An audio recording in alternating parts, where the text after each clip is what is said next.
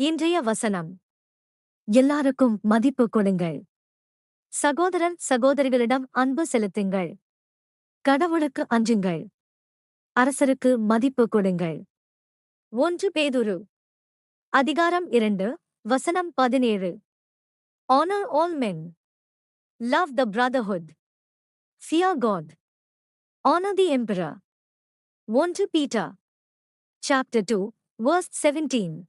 ஜெபம். காத்திருக்கின்ற தேவனே, என் வாழ்வை ஒரு நிலைத்த குறிக்கோளோடு வாழ உதவி செய்யும்.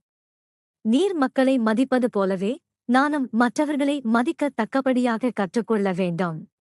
என் ஆவிக்குரிய குடும்பத்தை உண்மையோடு நேசிக்கவும், உம்மை பயப்படத்தக்க பரிசுத்த அச்சத்துடன் நடக்கவும், அதிகாரத்தில் உள்ளவர்களை ஞானத்தோடு மதிக்கவும் எனக்கு உதவிவிடும்.